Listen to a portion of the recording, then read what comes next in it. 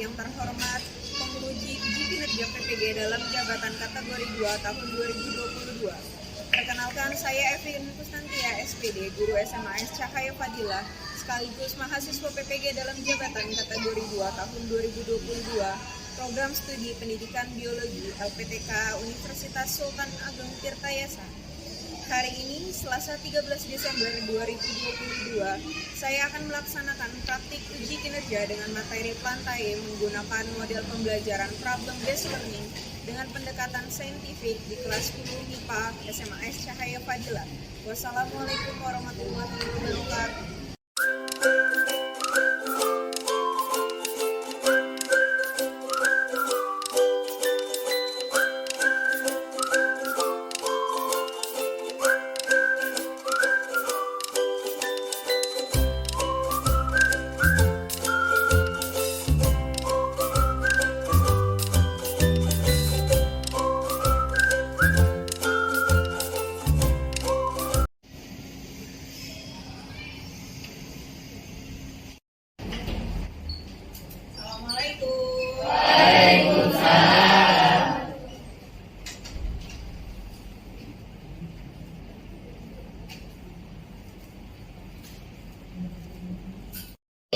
Baik, alhamdulillah ya. Semoga semua sehat walafiat.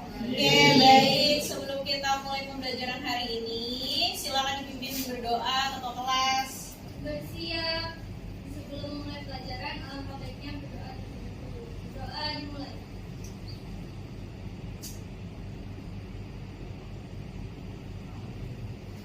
Berdoa selesai. Memberi salam. Assalamualaikum warahmatullahi wabarakatuh. Amanda Nur Akilah, Angelis, Aulia Novita, ada ya.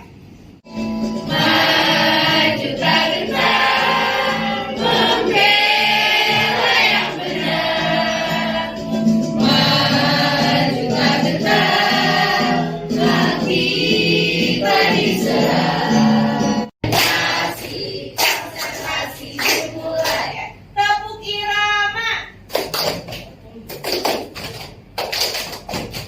Ada gambar apa ya kira-kira? Ada apa yang terlintas di pikiran kalian tentang jamur dan padi? Makanan. Jamur itu bukan termasuk ke dalam tumbuhan. Kenapa jamur tidak masuk ke dalam tumbuhan? Dia tidak bisa berfotosintesis. Dia ini bukan organisme autotrof, melainkan heterotrof. Nah, makanya dia tidak dapat dikelompokkan ke dalam tumbuhan. Nah, kalau tumbuhan itu sendiri tadi, kebalikannya, dia organisme autotrof, bisa berfotosintesis, memiliki klorofil juga. Jadi, teman-teman, jangan mengatakan lagi bahwa jamur itu adalah tumbuhan, karena kelompoknya juga berbeda. Kita mempelajari tentang tumbuhan. Nah, salah satunya teman-teman bisa mengklasifikasikan tumbuhan berdasarkan ciri-cirinya, mengetahui cara hidupnya, habitatnya, tumbuhannya kita manfaatkan untuk kehidupan sehari-hari. Untuk apa contohnya? Dimakan, dikonsumsi untuk sayuran gitu ya. Jadi kompetensi dasar yaitu 3.8, yaitu mengelompokkan tumbuhan ke dalam divisio berdasarkan ciri umum serta mengaitkan peranannya dalam kehidupan. 4.8 menyajikan laporan hasil pengamatan dan analisis filogenik tumbuhan serta peranannya dalam kehidupan kita. Nah, untuk tujuan pembelajaran yang akan teman-teman capai yaitu yang pertama, peserta didik dapat memahami ciri-ciri umum dari Plantae dan klasifikasi Plantae melalui pemecahan masalah, dapat menerangkan ciri-ciri tumbuhan bryophyta melalui pemecahan masalah, diskusi, dan studi literatur dengan jelas. Yang ketiga, peserta didik dapat melengkapi metagenesis pada reproduksi bryophyta melalui pemecahan masalah, diskusi, dan studi literatur dengan tepat. Yang keempat, dapat membagikan macam-macam jenis bryophyta melalui pemecahan masalah, diskusi, studi literatur dengan mudah. Jadi ada dua penilaian ya yang Ibu nilai, penilaian sikap setiap individu di dalam kelompok. Kemudian yang kedua adalah keterampilan. Keterampilan ini adalah unjuk kerja ketika presentasi ya. Nah, untuk penilaian sikap yang pertama ya ini individu ya. Jadi bentar lihat nih, masing-masing berani dan santun tidak, kemudian bekerja sama atau tidak di dalam kelompoknya, dan responsif dan proaktif tidak di dalam diskusinya. Jika iya, maka skor paling tinggi adalah 4. Kemudian untuk keterampilannya, ini unjuk kerja. Unjuk kerja itu presentasi ya. Presentasi. Nah, presentasi itu apa yang dinilai? Yang pertama, keterampilan dalam menyampaikan materi, kesesuaian materi, dan keterampilan dalam mengemukakan pendapat. Jika semua terpenuhi, maka skor maksimalnya adalah 4. Apa yang muncul di pikiran kalian tentang lumut dan tumbuhan paku? Jadi lumut dan tumbuhan paku ini termasuk ke dalam kingdom plantae. Dari gambar ini teman-teman akan mengidentifikasi dan melakukan pemecahan masalah ya terkait lumut dan tumbuhan paku. Dikondisikan tempat duduknya. Sudah ya. Nah, di sini ada LKPD yang sudah Ibu buat mengenai kingdom plantae. Kelompok 2 mana? Oh, ini ya.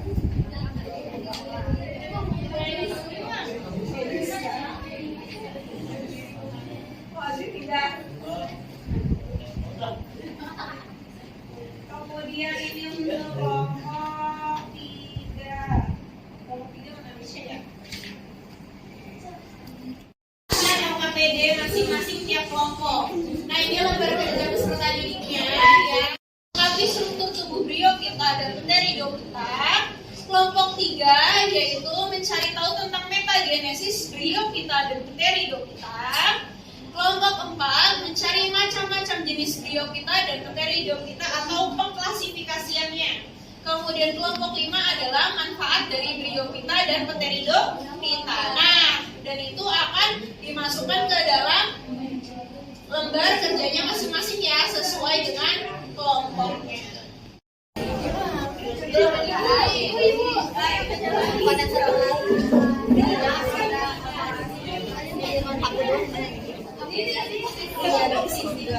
Kalau itu secara umum semua dapat, kecuali yang kurang jelas. Waktunya 15 menit ya. Jika ada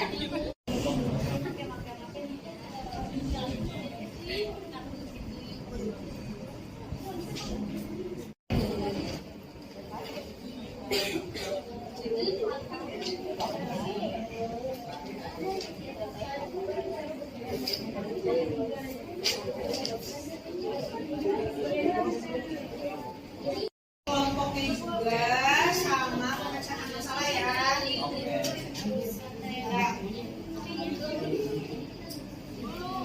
Ya.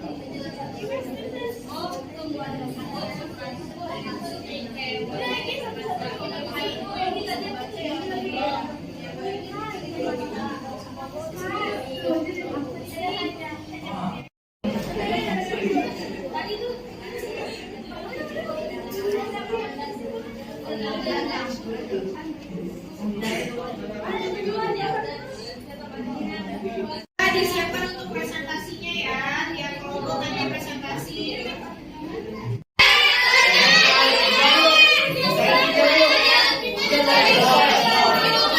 tadi ya.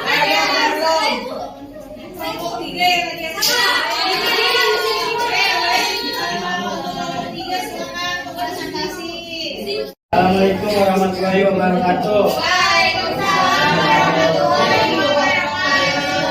Dirinya kami sini untuk mempresentasikan hasil diskusi kami. Yang pertama ada ciri-ciri umum plantae, yaitu multiseluler atau mempunyai banyak sel. Autotrof bisa membuat makanannya sendiri. Eukariotik mempunyai sel yang telah memiliki membran inti sel. Terdapat dinding sel yang terbuat dari selulosa. Klasifikasi plantae. Kingdom plantae tidak berpembuluh, yang tidak berpembuluh lumut, yang berpembuluh paku dan ribuan berbiji. Dampak jika Bryophyta dan Pteridophyta mengalami kepunahan. Tidak adanya keanekaragaman lumut dan paku juga dapat merusak lingkungan karena tidak adanya penyerapan karbon dioksida yang terpapar di atmosfer sehingga terjadilah pencemaran udara nasional. Metagenesis Bryophyta dan Pola, Sotanema, tumbuhan lumut, Acerbium, Spermatozoid, Archaeopterygium, Saccharus, Digot, Saladium, Saladium, Biophyta, Pteridophyta, Flora, Bacterium, Acerbium, Archaeopterygium, Spermatozoid, Digot, tumbuhan paku, Sporofil, Saladium, Flora. kesimpulannya yaitu plantae adalah salah satu kingdom yang terdapat pada sistem klasifikasi makhluk hidup secara umum. Memiliki ciri-ciri bersifat multiseluler, autotrof, eukariotik, serta terdapat dinding sel yang terdapat dari selulosa. Sekian dari kelompok 3. Ada Ada yang mau nanya? Nama saya Nufia Ramadan dari kelompok 5. Mau bertanya, kenapa siklus tumbuhan lumut bersifat metagenesis?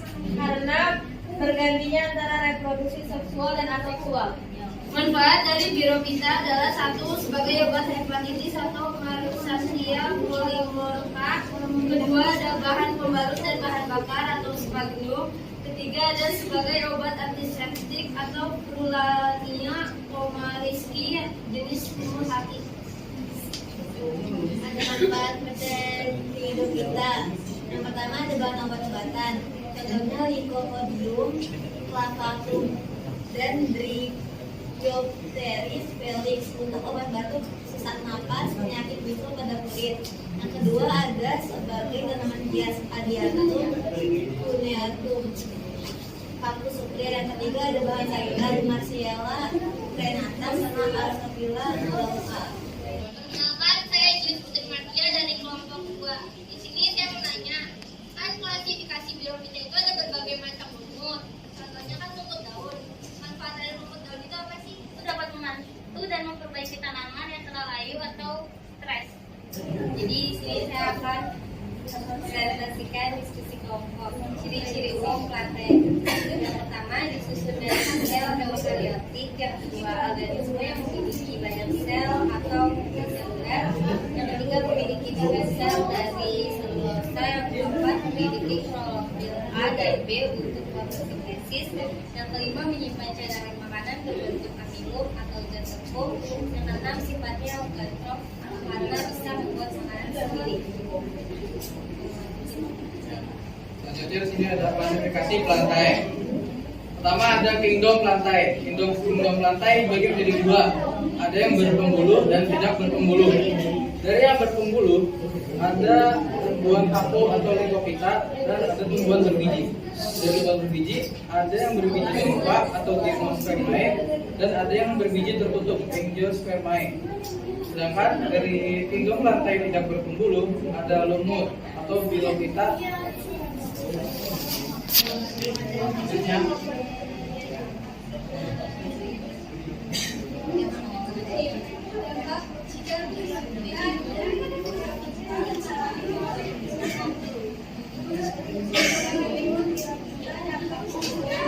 serta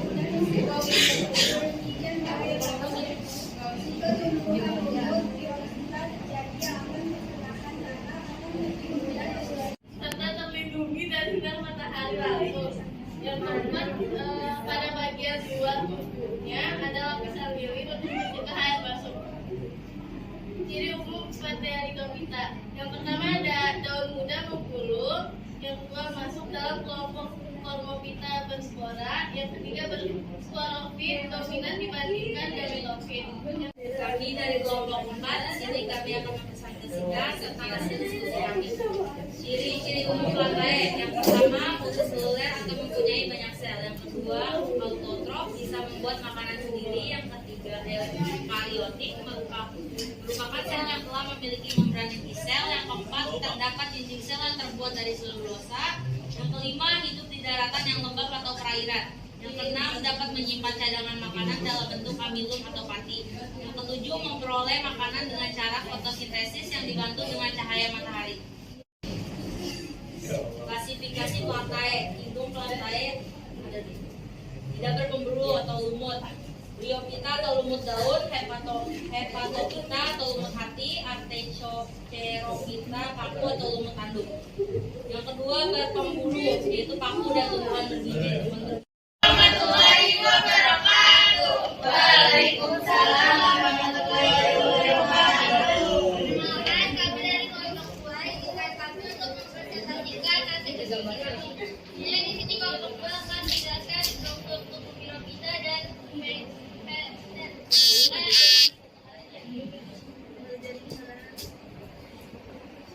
Jadi struktur tubuh Bryophyta dan yang tadi Bryophyta itu ada kapsul sama tangkai. Kalau kapsul sama tangkai itu maksudnya itu sporofit. Terus kalau daun, batang sama rizzoid itu masuknya gametofit.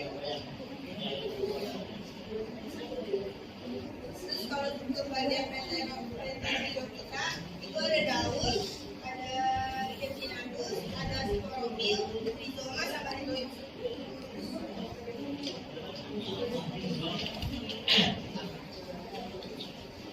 Kesimpulan dari kelompok ini adalah Bryophyta merupakan tumbuhan yang tidak memiliki pembuluh sehingga Bryophyta atau lumut termasuk Pterophyta. Contohnya lumut hati, lumut daun, dan lumut tanduk.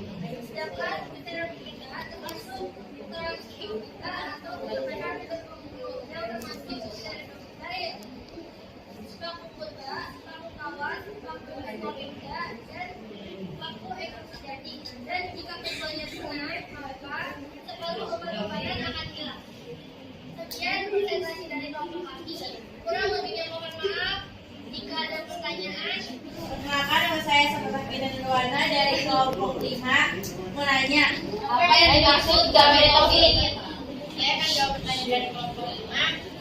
Gametofit adalah bentuk kehidupan yang berfungsi melakukan reproduksi seksual atau generatif pada organisme yang mengalami konfigurasi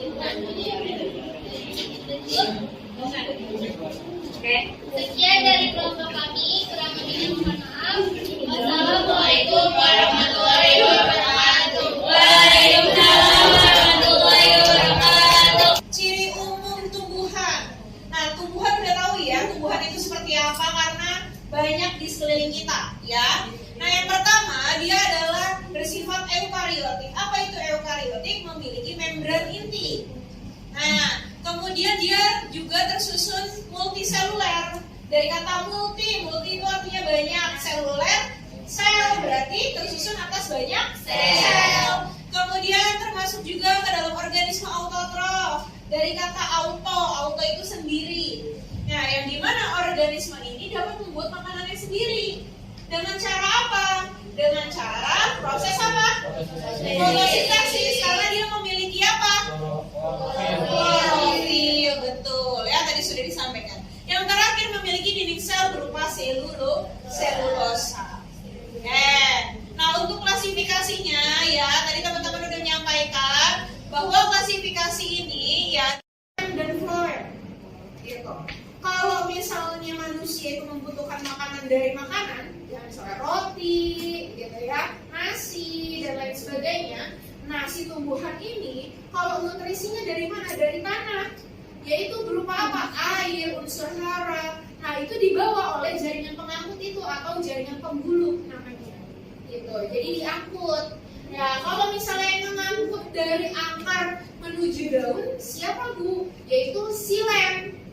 Yaitu mengangkut air dan garam mineral dari akar menuju daun.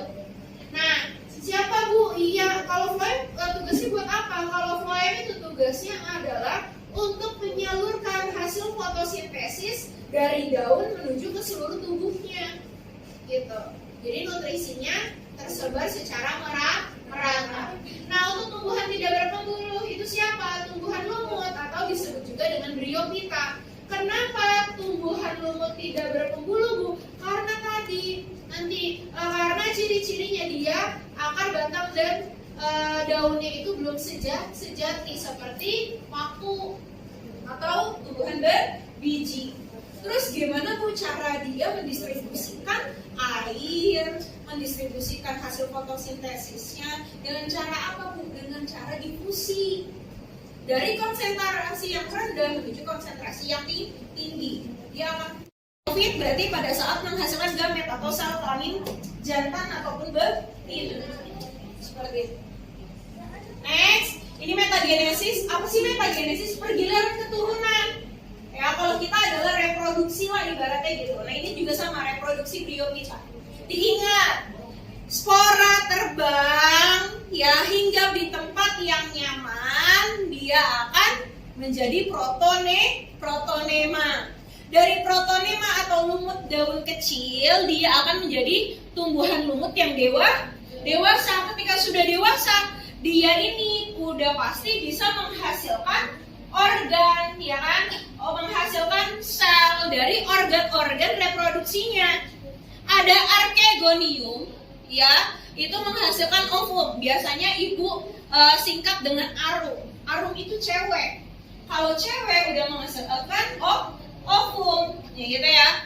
Kalau anteredium, organ anteredium ini menghasilkan sel kelamin jantan yaitu spermatozoid. Biasanya ibu singkat dengan Andi. Si Andi laki-laki udah pasti menghasilkan sel kelamin jantan berupa spermatozoid. Ketika ovum dan spermatozoid melakukan fertilisasi atau peleburan akan menghasilkan zigot.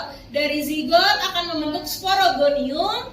Kemudian sporogonium akan menjadi sporangium kotak spora. Ketika sporangiumnya matang, dia akan pecah menjadi spora. Sporanya terbang. Jadi apa? Protonema dan seterusnya. Itulah siklus atau metagenesis dari Bryophyta. Oke, klasifikasinya ada 3. Kemudian kita masuk ke dalam tumbuhan paku yaitu Pteridophyta. Nah, yang pertama epifit sama, menempel atau menumpang. Kemudian macam daunnya ada tropofil dan sporofil. Apa bedanya Bu? Jadi dia memiliki 2 daun, 2 jenis daun. Kalau tropofil adalah daun yang nggak subur. Daun yang nggak subur seperti apa? Daun yang nggak subur itu dia melakukan dengan proses fotosintesis. Kalau sporofil adalah daun yang subur, di mana dia dapat menghasilkan spora. Gitu, ya. Kemudian merupakan kormopita. Kormopita berarti akar, batang, daunnya sudah bisa dibedakan. Kemudian daun muda umumnya menggulung. Nah teman-teman, kalau sering melihat tumbuhan paku, ketika dia masih muda dia menggulung, tetapi kalau sudah dewasa dia akan melebar seperti itu. Ya, biasanya itu kalau yang daun menggulung kayak ekor monyet, tahu nggak yang ada bulu-bulunya? Coba, yang itu seperti itu. Nah itu tumbuhan paku ya. Memiliki jaringan pengangkut berupa xilem dan floem. Iya, kenapa memiliki jaringan pengangkut tadi? Karena dia dikelompokkan ke dalam kelompok tumbuhan yang berpembuluh, betul. Kemudian habitat di tempat yang lembab sama seperti Bryophyta. Kemudian sporofit lebih dominan daripada gametofit. Berarti sporofit apa? Fase pembentukan sporanya lebih dominan, lebih lama dibandingkan gametofit. Nah ini manfaat dari Bryophyta. Ya. Ini ada tadi ya seharusnya di atas ya. Manfaat Bryophyta itu Marchantia polymorpha sebagai obat hepatitis. Kira-kira dari apa yang Ibu sampaikan, kemudian sudah melakukan kegiatan hari ini, apa kesimpulan tumbuhan itu tumbuhan berbentuk, nama satunya siswi atau pendidikannya nama siswi. Oke, baik. Jadi kesimpulannya kita bisa mengetahui ya bagaimana ciri dari lumut, tumbuhan paku, kemudian reproduksi dari lumut, paku, kemudian juga kita tahu ya manfaat-manfaatnya apa saja yang bermanfaat dalam kehidupan kita sehari-hari. Oke, good job Mika, tepuk tangan buat Mika.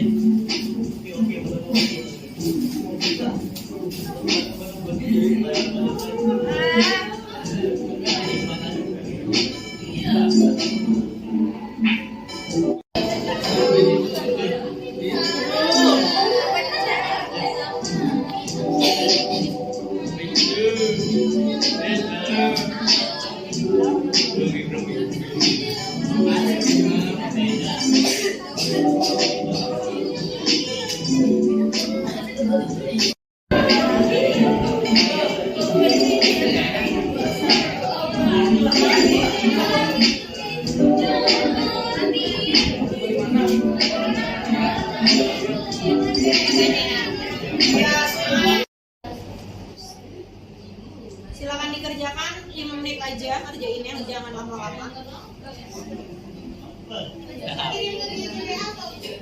Iya boleh. Kita sebentar ya.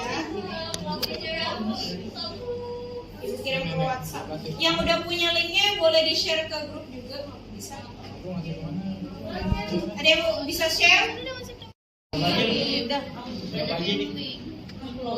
Udah masuk belum sih? Ini udah masuk belum? Ini. Masuk. Berapa aja ini? Nomor berapa aja? Isinya. Berapa aja 49? Enggak ngerti gua.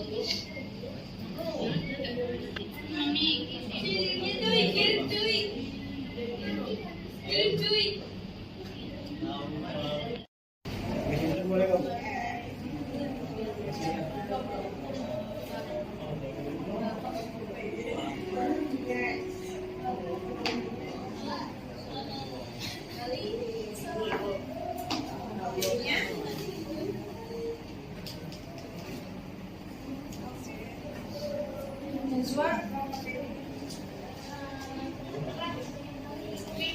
Yang mendapatkan bintang yang paling banyak berdasarkan ya selama proses pembelajaran itu adalah kelompok 3.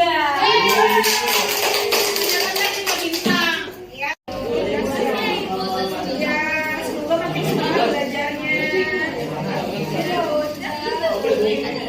Oke, 3 ke atas tadi Hamza ya. Hamza sama.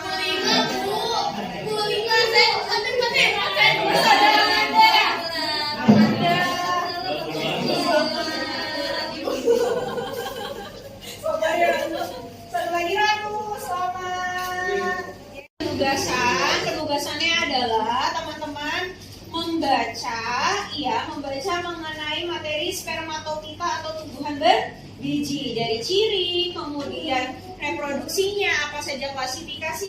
Teman ya harus tetap semangat belajarnya, jangan putus asa ya. 2 koma. Gue cantik, papa dulu ya. Terima kasih untuk pertemuan hari ini. Kita tutup dengan membaca doa. Silakan ketua kelas. Pelajaran topiknya berdoa dimulai.